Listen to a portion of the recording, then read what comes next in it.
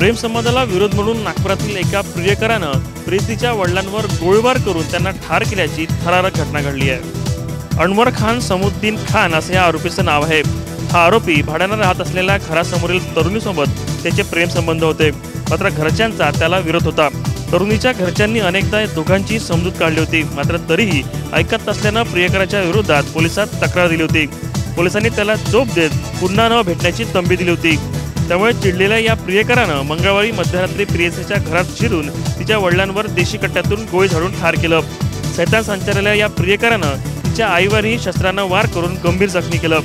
एवढ्यावरच तो थांबला नाही, तर प्रेयसीलाही घरच्या छतावरून फेकण्याच्या तयारीत असताना आरडाओरड झाल्यानं शेजारच्यांनी तिला त्याच्या ताब्यातून सोडविलं। पोलिसांनी आरोपीला अटक केली असून आईवर रुग्णालयात उपचार सुरू आहे। कॅमेरामॅन मनोज आगलावेसह संजय डाफ, साम टीव्ही, नागपूर।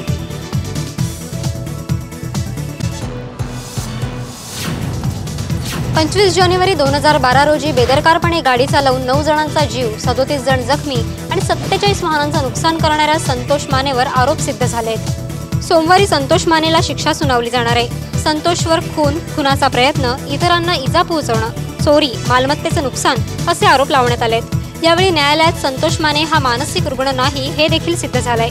याबाबत सोलापूरचे डॉक्टर दिलीप बुरुटे यांनी संतोष हा मानसिक रुग्ण असल्याचं सांगितलं होतं।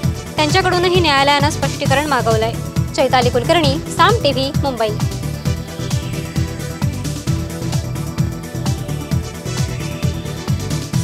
अंतराळवीर सुनीता विल्यम्स यांच्या हस्ते आज मुंबईतील चेंबूर येथे महिलांच्या वसतिगृहाचं उद्घाटन करण्यात आलं। भारतीय सामाजिक कल्याण परिषद या एनजीओच्या वतीने नोकरीसाठी परराज्यातून मुंबईत येणाऱ्या महिलांसाठी चेंबूर येथे महिलांचं वसतिगृह चालवलं जातं। यावेळी सुनीता विल्यम्स यांनी भारतीय महिलांच्या गुणांचं तोंड भरून कौतुक केलं। भारतीय महिलांच्या अंगी पुरेपूर गुणवत्ता आहे, फक्त त्यांना योग्य मार्गदर्शन आणि पाठिंब्याची आवश्यकता आहे। आज जागतिक स्तरावर भारतीय महिलांना संधीची अनेक कवाडं खुली झाली आहेत। या संधीचा जास्तीत जास्त भारतीय महिलांनी फायदा घ्यावा असा सल्ला देखील सुनीता विल्यम्स यांनी दिला। कॅमेरामन अमित कीर सह गंधाली भोकरे, नौकुडकर, साम टीव्ही, मुंबई।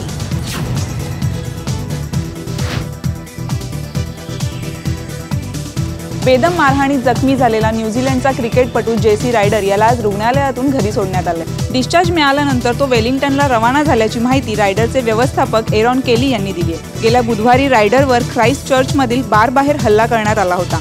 यामध्ये त्याच्या कवठीला दुखापत झाली होती, तसंच फुफ्फुसाला मार लागल्यामुळे तो कृत्रिम कोमामध्ये गेला होता। मात्र काही दिवसांनी तो कोमातून बाहेर आला आणि अखेर त्याला आज घरी सोडण्यात आले। रायडरला मारहाण केल्याच्या आरोपाखाली पोलिसांनी 2 व्यक्तींवर आरोपही निश्चित केले आहेत। स्वाती चिकणे, साम टीव्ही, मुंबई।